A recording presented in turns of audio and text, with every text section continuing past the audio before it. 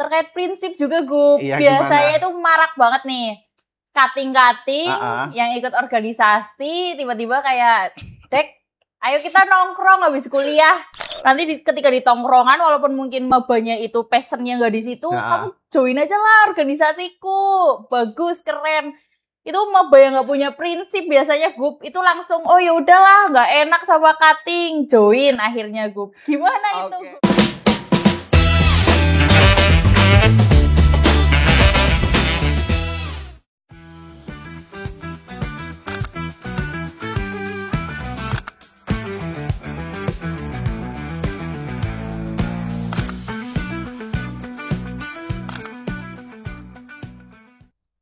Halo sahabat KPI, kembali lagi bersama saya Esa Wahyu Panuntun di podcast kebanggaan kita, podcast Bincang Inovasi. Kali ini kita akan membahas ciri organisasi positif dalam kampus bersama narasumber istimewa kita, yaitu Gubernur Fakultas Keagamaan Islam, Gup Fakih. Halo Gup Fakih, selamat datang. Baik. Terima kasih sudah menyempatkan waktunya untuk datang bincang-bincang di podcast Bincang Inovasi ini. Oke, kira-kira kegiatan kamu akhir-akhir ini apa aja nih, Gup? Bisa diceritain dikit? Oke, sebelumnya saya mau ucapkan terima kasih banyak ya kepada HMS KPI yang selalu istimewa juga karena memberikan program-program yang memang keren, salah satunya podcast Bincang Inovasi ini. Oke, untuk kegiatan saya otomatis ya masih aktif di organisasi, di BEM, dan saya menyadari juga bahwasanya saya sudah semester 7, otomatis saya juga sudah mulai fokus untuk mengerjakan skripsi, seperti itu. Oke, selain mengerjakan skripsi, kira-kira gimana nih rasanya jadi gubernur BEM di tengah-tengah UKM atau Ormawa yang lagi semangat-semangatnya untuk mencari anggota nih, Gu? Oke, untuk perasaan saya menjadi gubernur BEM Fakultas Keagamaan Islam di tengah-tengah banyaknya UKM ataupun Ormawa di internal kampus ataupun di eksternal kampus untuk merekrut anggotanya itu pastinya luar biasa. Dan yang kedua ada menantang. Kenapa luar biasa? Saya bilang luar biasa karena dengan adanya hal seperti ini otomatis itu menambahkan atau menstimulasi energi positif kepada saya atau kepada HMPS yang di bawah FKI. Bagaimana HMPS tersebut ataupun Ormawa itu berlomba-lomba memberikan ide yang baru, memberikan konsep dan penawaran apa saja yang memang agar mahasiswa baru itu tertarik untuk masuk ke dalam organisasi tersebut. Nah, untuk menantangnya nih, kalau misal menantangnya sebagai ketua BEM otomatis kan mempunyai tanggung jawab yang besar. Nah, itu apakah semangat ini, maksudnya semangat yang untuk merekrut anggota baru itu, apakah hanya sebatas semangat di situ? Kan harusnya sebagai ketua BEM itu memastikan bahwasannya semangat itu terus berlanjut dari awal periode sampai dengan akhir periode. Jangan sampai semangat itu hanya sebatas euforia seperti ini. Perekrutan. Betul, entar tiba-tiba amleng dan nggak ada geraknya seperti itu. Aduh, oke. Kalau boleh jujur nih, Gup, hal yang paling kamu nikmati dari ikut organisasi itu apa sih?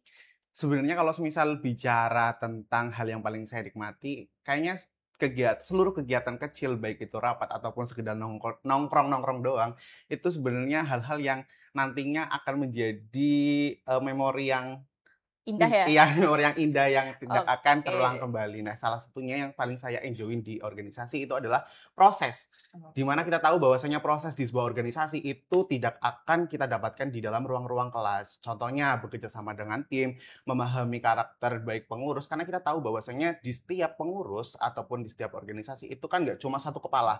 Banyak sekali pendapat-pendapat yang memang harus dituangkan. Nah, itu bagaimana kita untuk menyikapi ketika pendapat kita diterima ataupun enggak, kan kita harus bisa berlapang dada ataupun apa. Ya paling penting itu yang saya nikmati dan saya enjoykan itu prosesnya dalam sebuah organisasi. Oke. Nih, Gup, kan sekarang lagi banyak banget UKM dan Ormawa yang aktif banget promosi nih. Tapi menurut kamu pribadi, apa sih yang membedakan organisasi yang emang beneran aktif atau yang cuma kelihatan aktif aja? Oke, baik. Sebenarnya kalau semisal organisasi yang legal di kampus, saya yakin itu mempunyai citra positif atau citra baik, organisasi positif. Tapi terkadang memang ada beberapa orang atau pengurus yang menjadikan organisasi itu terlihat tidak positif ataupun apa seperti itu. Oknum-oknum lah Iya, ya. oknum-oknum seperti itu. Nah, kita bisa lihat bahwasannya organisasi itu terlihat positif itu dilihat dari program kerjanya. Apakah memang program kerja itu berdampak kepada mahasiswa, baik di lingkungan prodinya ataupun di lingkungan kampus atau bahkan di Masyarakat. masyarakatnya. Nah, seperti itu. Maksudnya gini, banyak sekali, bukan banyak sekali sih, semoga sih di kampus Unuk ini tidak ada ya. Oke. Kayak banyak sekali program-program kerja yang memang acara seremonial doang. Yang Oh, penting itu terlihat di branding medianya. Ini mahasiswa, ini organisasi aktif nih, organisasi keren. oke. Padahal acara tersebut cuma hanya Seremonial ya belaka. seremonial belaka biar ya wis daripada nggak ada kegiatan ya wis kegiatan aja seperti itu. Yang penting kan kita Oke. terlihat aktif gini-gini. Padahal itu dampaknya itu kurang mengena bagi mahasiswa di lingkungan prodi tersebut atau di kampus bahkan di masyarakat seperti itu. Oke. Lalu dari pengalaman kamu sendiri nih, ciri yang paling kelihatan dari organisasi yang punya suasana positif itu kayak apa, Gup? Oke, otomatis kalau semisal kita bicara suasana positif, suasana organisasi yang positif itu pasti kita melihat solidaritas, loyalitas gitu kan. Kalau semisal memang organisasi positif itu pasti banyak anggotanya atau pengurusnya itu merasa bahwasanya dia ikut organisasi itu sebagai keluarga. Oh, Maksudnya dia tidak takut untuk mengkritik, dia tidak takut untuk memberikan pendapat ataupun hal lain. Intinya dia enjoy, dia berani dan dia terbuka gitu ya? terbuka, betul. Maksudnya tidak ada sekat antaranya memang dibutuhkan sekat antara Hmm. ketua dengan anggotanya ataupun apa, tapi kan di luar itu mereka harus seperti keluarga seperti itu, Oke. saling merangkul ataupun apa. Yang pertama bisa dilihat itu tentang kekeluargaan dan yang kedua itu saling menghargai. Bagaimana otomatis kan yang namanya tadi yang namanya banyak orang itu Banyak kan pendapat banyak berbeda. pendapat gitu bagaimana saling menghargai dan tidak menimbulkan perpecahan seperti itu. Oke, Gup. Lalu, kalau dalam sudut pandang kamu sebagai pimpinan gubernur nih, gimana sih cara membangun suasana organisasi yang sehat dan nggak toksik tentunya?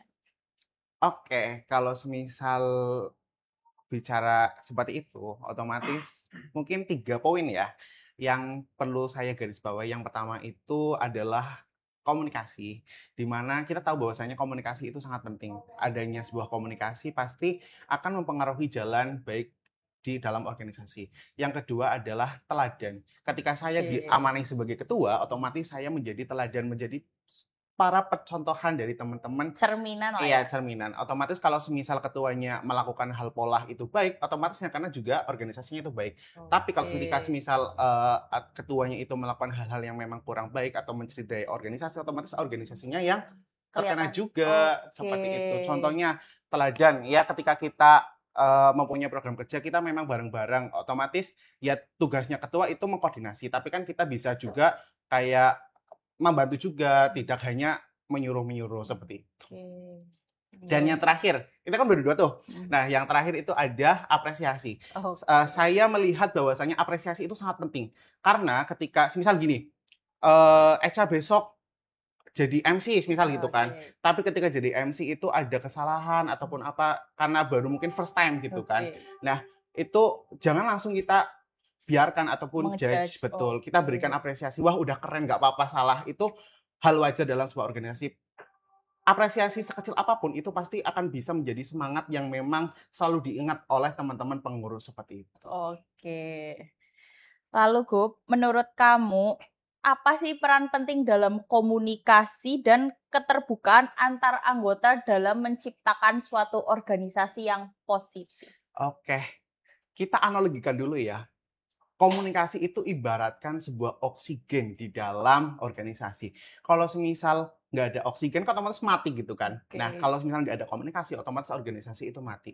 Nah, pentingnya keterbukaan, ketika saya di BEM contohnya nih, saya memang harus mengetahui latar belakang dari teman-teman pengurusnya gitu. Apakah maksudnya dia Sibuknya ya? ya sibuknya apa, terus semisal rumahnya di mana ataupun apa, itu setidaknya saya tahu. Kalau perlu kenal dengan orang tuanya seperti Oke. itu.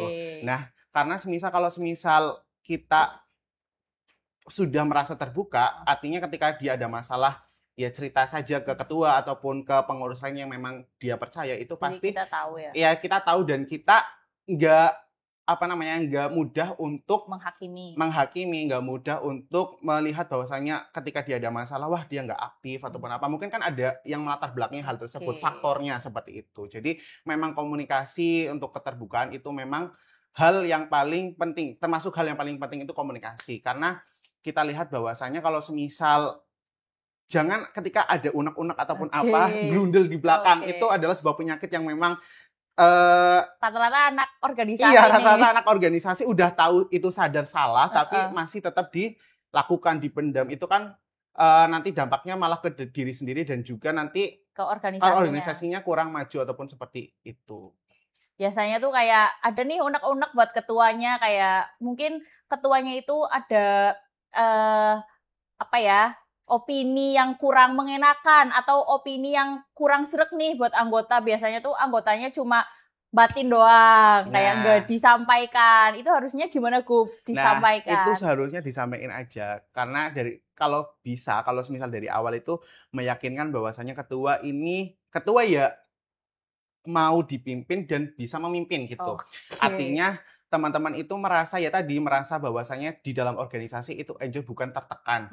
Nah, Oke. karena apa? Karena kalau semisal ada opini yang memang tidak disampaikan, ya bagaimana ketua itu tahu ini Oke. salah ataupun apa. Yang merasakan kan kalian-kalian sendiri gitu. Kalau semisal kalian cuma nggak ngitok sama ketua, ya otomatis ketua mau dapat kritikan dari mana, mau dapat masukan dari mana sebagai seorang pimpinan ataupun sebagai seorang yang memimpin, itu pasti sebuah oposisi itu sangat perlu untuk menjaga kestabilan dalam jalannya organisasi seperti itu. Jadi organisasinya tuh nggak jalan sendiri Iya, karena betul. ketua, tapi dengan dorongan anggotanya juga gitu ya. Betul, jangan sampai ketika punya unek-unek nggak mau disampaikan, nanti malah jadilah aku nggak dihargai ataupun apa. Jangan sampai malah jadi kayak playing victim dengan kawan sih. Oke. Terus nih, Gup, ada nggak pengalaman pribadi yang menurut kamu itu menggambarkan banget arti organisasi positif? Mungkin waktu kerja bareng tim, atau saat menghadapi konflik, atau pas lagi ngadain project yang gede bareng-bareng. Oke, kalau semisal berbicara tentang konflik ataupun masalah, kita mengetahui bahwasanya jalannya sebuah organisasi itu ibaratkan sebuah jalan kan. Maksudnya nggak lurus doang, nggak melempeng, pasti ada naik turunnya, ada lubangannya ataupun apa. Itu kan sebuah bumbu yang memang harus kita sikapi. Nah, pertama otomatis yang harus saya lakukan itu bersikap tenang dan ataupun apa. Untuk pengalaman yang tadi ditanyakan oleh Mbak Echa itu pasti ada. Contohnya kayak misal ada kegiatan yang memang itu besar ya, sampai nginep juga. Waduh, Nah, itu ternyata banyak pengurus yang memang nggak bisa. Tapi kan saya juga nggak bisa menghakimi dan memaksakan teman-teman pengurus. Mungkin teman-teman pengurus ada memang hal yang lebih urgent ataupun apa. Karena kan organisasi ya sifatnya ya memang wajib sudah disumpah di pelantikan, tapi kan kita nggak bisa memaksakan juga.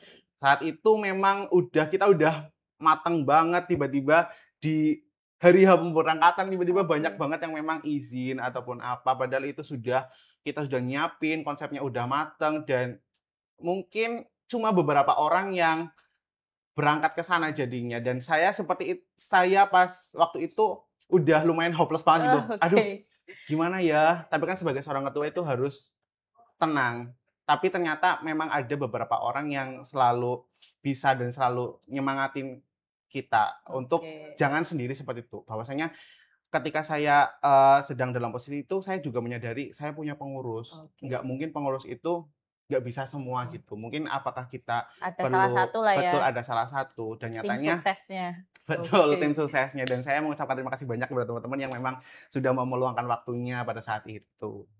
Kalau boleh tahu itu kegiatannya apa bentuknya? Pengabdian atau gimana, Gup? Oke, itu jadi kegiatan pengabdian ya, pengabdian yang kita lakukan. Kebetulan itu waktu di MTS Pakis di Cilongok itu. Itu program BEM yang sangat keren sih menurut aku. Iya. Pribadi, karena dilihat dari ormawa lain waktu itu kan belum ada nih yang berani pengabdian sampai 5 hari di dalam hutan ya kan waktu Iya, betul, itu. dalam Keren hutan. banget sih. Bahkan gak ada sinyal, mati lampu setiap malam, airnya susah, harus ngangsu dulu. Waduh, tapi itu teman-teman pengurus yang datang pada saat itu semangat banget nggak, Gop? Semangat banget karena di posisi saat itu bener-bener kita rasa keluarganya itu dapet banget, kita masak bareng-bareng, kita udah pokoknya apapun yang terjadi kita harus bareng-bareng seperti itu. Oke. Aduh. Oke deh, Gop. Lalu lanjut nih. Kamu sendiri pasti pernah dong ngalamin masa-masa susah dalam organisasi kayak hopeless gitu kan. Apa cara kamu untuk tetap jaga suasana supaya tetap positif biar anggota kamu juga nggak drop semangatnya? Oke. Kalau semisal seperti itu yang paling kita agungkan, terutama saya pribadi itu bersikap tenang sih.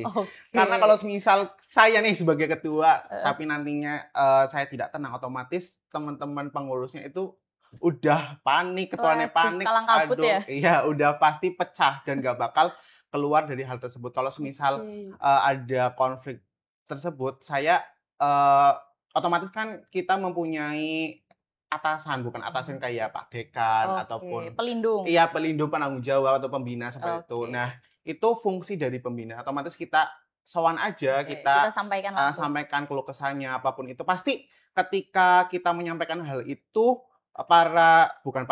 tapi dekan itu ada solusi. Iya, ada solusi dan merasa dihargai ataupun wah, ternyata teman-teman BEM ini butuh saya ya ataupun mau berbicara dengan saya gitu. Oke. Lalu kalau dilihat dari kondisi mahasiswa baru UNUGA sekarang nih, gimana cara mereka bisa menilai suatu organisasi itu positif atau enggak sebelum mereka gabung nih, Gu? Oke, baik. Pertanyaan menarik ya. Oke, kalau semisal pesan nih buat para maba yang nantinya udah saatnya nih ya, maksudnya memilih organisasi apa yang memang akan digabungkan seperti itu. Yang pertama itu teman-teman itu bisa melihat visi dan misinya. Artinya apa? Bahwasanya organisasi itu pasti mempunyai tujuan. Sebenarnya organisasi ini didirikan untuk ngapain?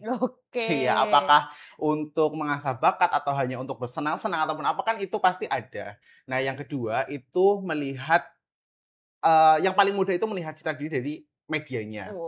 Apakah medianya itu aktif? Maksudnya sekarang branding yang bisa dilakukan oleh teman-teman organisasi lewat medianya. Bahkan orang-orang di luar itu melihat organisasi aktif lewat medianya seperti itu kan. Dilihat bahwasanya apakah di dalam media tersebut banyak program kerja yang memang bukan seremonial doang, mempunyai dampak yang memang bukan di prodi doang ataupun bahkan di lingkungan masyarakat luar.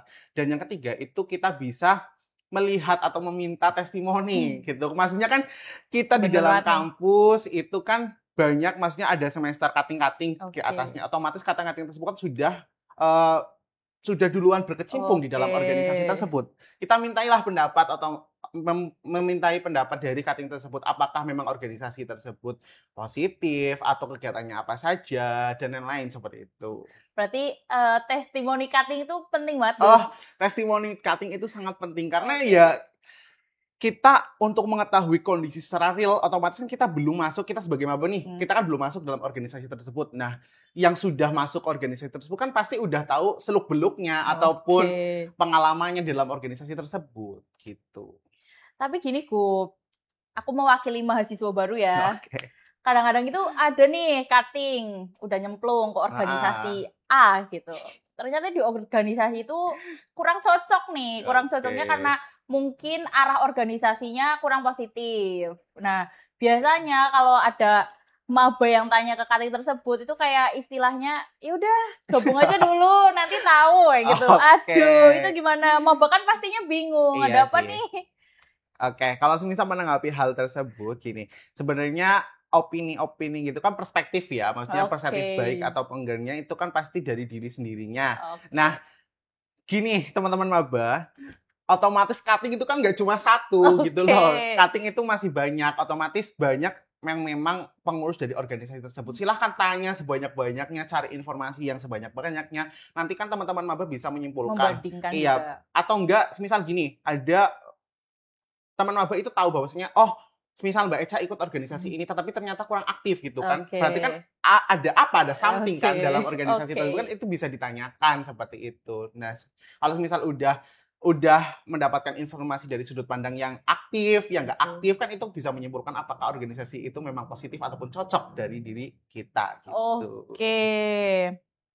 Oke, Gub. Lalu nih, Gub. Menurut kamu, kenapa penting banget buat mahasiswa baru itu pilih organisasi yang punya budaya positif? Bukan cuma karena rame atau keren doang di luarnya. Oke, kalau semisal penting atau enggaknya, otomatis itu penting banget. Karena apa? Karena kita tahu bahwasannya organisasi itu adalah building karakter, pembentukan Oke. karakter gitu. Rumah juga ya, Iya, Gub? rumah. Kalau semisal teman-teman itu udah kadung masuk ke dalam habit yang memang bad habit ataupun Oke. habitnya itu nggak baik ataupun apa, itu pasti akan membuat karakter dari teman-teman maba itu Berubah. berubah. Oke. Seperti itu. Yang tadinya teman-teman maba itu mempunyai goals bahwasanya udah kuliah yang rajin ataupun apa, itu bahkan kalau semisal di dalam lingkungan organisasi itu Toxic. iya toksik dan udahlah nggak usah kuliah ataupun apa gitu Oh, kan. Nggak usah kuliah oke. ataupun apa, nggak usah makul, udah organisasiin aja. Itu kan itu ya memang kalau semisal teman-teman maba itu mempunyai prinsip dari awal, itu nggak bakal goyah. Tapi kan kalau semisal itu udah terlanjur di lingkungan tersebut terus-terusan, udah dimasukin doktrin-doktrin seperti itu, kan otomatis ya Kacau ya. kasihan, kacau gitu loh. Maksudnya kita kuliah di sini, kita tujuannya itu kuliah, organisasi kan itu memang nomor 2 seperti itu. Oke. Kita mempunyai tanggung jawab, maksudnya tanggung jawab ke diri sendiri dan tanggung jawab ke orang tua Oke. gitu. Bahwa kuliah itu yang nomor utama. Iya, nomor utama, karena kamu masuk Unigwe ya kuliah, bukan organisasian dulu, seperti itu. Oke. Kadang kan ada nih cutting atau organisasi ya yang fanatik banget nih, kayak Gimana tuh? aduh, kita pokoknya utamain proyek kita dulu, kuliah sampingan lah. Bisa nanti lah izin-izin ke dosen atau gimana. Itu gimana, Gub? Waduh, kayaknya banyak sekali sih ya. Oke, kalau semisal ada hal tersebut, kita bisa manajemen atau pilah dulu. Maksudnya Oke. gini, kalau semisal perkuliahan itu pastikan kita mempunyai jatah izin. Oke. Mempunyai jatah izin. Entah itu 1 kali atau 2 kali. Kalau semisal kamu itu mempunyai kegiatan yang memang bareng dengan makulmu, kamu bisa melihat bahwasanya apakah kamu di situ itu sebagai apa dalam organisasi tersebut. Oke. Misal sebagai ketua panitia ataupun sebagai ketua pelaksana, otomatis kan kamu mempunyai tugas yang sangat penting dan krusial dalam organisasi Punya atau tanggung acara jawab. tersebut. Oh ya, dalam tanggung jawab tersebut. Tapi kalau semisal kamu hanya sebatas Anggota. anggota ataupun peserta ataupun apa, ya kamu utamain kuliah dulu. Oke. Gitu. Atau enggak, kamu bisa berkoordinasi dulu dengan guru makul atau Oke. dengan dosen makul, mohon maaf. Apakah memang ini diperbolehkan ataupun apa, jangan sampai nanti kamu udah terlalu enjoy, terlalu nyaman di sebuah organisasi sampai meninggalkan kuliah-kuliah tersebut, nanti nyeselnya itu di belakang. Oke. Maksudnya gini, teman-teman yang lain nanti udah pada misal udah pada skripsian ataupun lulus ataupun apa, kamu masih sibuk ngurusin nilai yang SP itu kan kayak gak make sense banget gitu. Oke. Nih, Gub, kalau boleh kasih saran, apa 3 hal utama yang harus mahasiswa baru lihat dari sebuah organisasi sebelum mereka mutusin untuk daftar, Gub?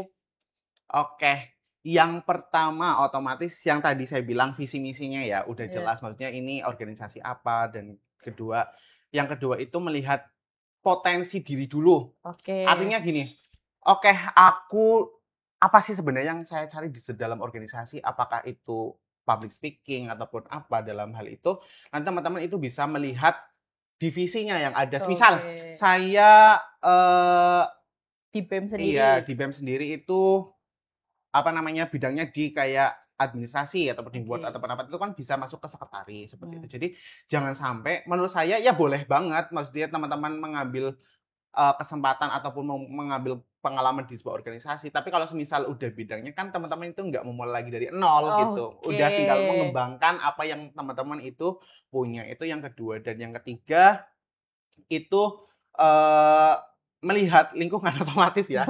Maksudnya kalau semisal lingkungan itu positif ya, teman-teman itu pasti nanti kedepannya akan positif gitu. Jangan sampai teman-teman itu, ini bukan lagi menjalankan sebuah organisasi ataupun apa ya, pasti di dalam organisasi ada manusia-manusia yang memang bukan nggak baik atau nggak benar. Mungkin baik benarnya itu kan perspektif dari diri sendiri gitu. Mungkin baik baik menurutku, nggak baik menurutmu, gitu kan, Oke, itu betul. bisa.